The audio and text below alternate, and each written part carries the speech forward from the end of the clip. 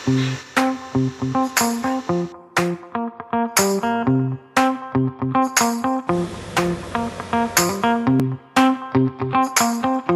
teman-teman, kembali lagi bersama saya Diki, dan kali ini kita akan bahas tentang tools yang ada di jaringan yang mungkin sering digunakan banyak orang, tapi mungkin teman-teman belum tahu tools ini bagaimana cara membacanya dan apa sebenarnya fungsinya. Yaps, ini adalah tools traceroute teman-teman. Teman-teman yang udah terjun di jaringan atau mungkin yang sudah punya usaha RT RW yang belum mengetahui ini, kita bisa belajar mengenai tools ini agar kita bisa lebih mudah dalam melakukan maintenance atau menganalisis problem yang ada di jaringan. Traceroute ini berfungsi untuk melakukan analisis, men-trace routing agar kita bisa menyelesaikan masalah yang ada di jaringan, atau jika kita hanya ingin tahu saja rute atau jalur yang digunakan oleh jaringan kita. Dalam contoh, kita bisa coba menggunakan traceroute ke 88 teman-teman ya. Kita bisa lihat seperti ini. Nah, di sini ada 6 hub teman-teman yang terbaca untuk sampai ke 88. Bagaimana cara membacanya? Kita bisa lihat di bagian sini ada hub pertama ya teman-teman, dan ini adalah IP address-nya. Lalu ini adalah satuan milisecond-nya teman-teman.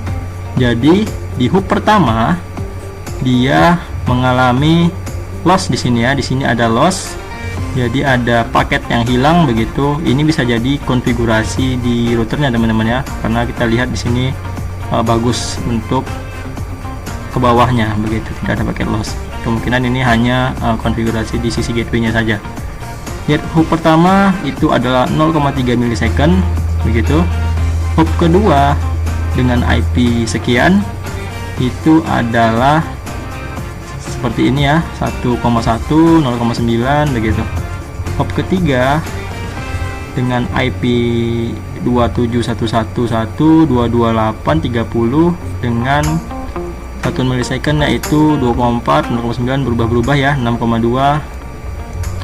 Selanjutnya kita lihat begitu di sini terus-terusnya sampai ke hub ke-6. Ini ada 888 dengan satuan milisecond 1,3 begitu ya.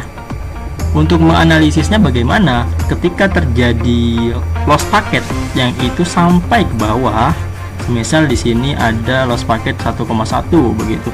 Dan di sini juga sama 1,1, atau di sini ada loss paket 50% begitu. Dan di sini juga seterusnya ini 50% begitu. Maka bisa jadi ada kendala untuk hub pertama, karena di hub pertama sudah terjadi paket loss begitu ya. Nanti kalau misalnya teman-teman lihat paket loss itu hanya ada di hub ketiga dan seterusnya, maka kendala ada di hub 3 teman-teman. Jika kendala itu ada di hub terakhir, di 88-nya, maka nanti paket loss itu hanya akan ada di 88-nya. Nanti teman-teman bisa lihat juga untuk satuan milisecond-nya ya. Kalau misalnya tinggi di awal begitu, di sini saja sudah tinggi, maka ke bawahnya akan ikut tinggi biasanya. Namun nanti teman-teman bisa lihat lagi, kalau misalnya hubnya di hub ketiga ini yang tinggi, maka hub ketiga lah yang bermasalah sampai ke bawah begitu. Nah, begitulah cara kita membaca traceroute itu teman-teman. Kita bisa coba contoh lain ya. Tool traceroute, semisalnya kita mau ke 1111. Lihat ya. Nah, ini ada perbedaan ya teman-teman. Nah, kalian bisa lihat di sini ada 6 hub, di sini ada 5 hub, sehingga jarak rute itu lebih pendek ke arah 11 daripada ke arah 88. Dan gateway-nya ini sama ya, ke gateway yang sama. Terus hub kedua juga sama, gateway-nya arahnya sama, urutnya sama. Hub ketiga ini mengalami perbedaan begitu teman-teman. Di sini ada IP 27111.22830, sedangkan di sini 103.16.102.229. Nah, seperti ini teman-teman. Nah, inilah yang bisa menjadi analisa kita ketika terjadi masalah dalam jaringan kita. Kita bisa lihat jalurnya ini kemana-kemana saja. dan latensinya berapa, paket lossnya berapa di hub yang mana begitu. Nah, mungkin itu aja yang bisa kita pelajari hari ini. See you.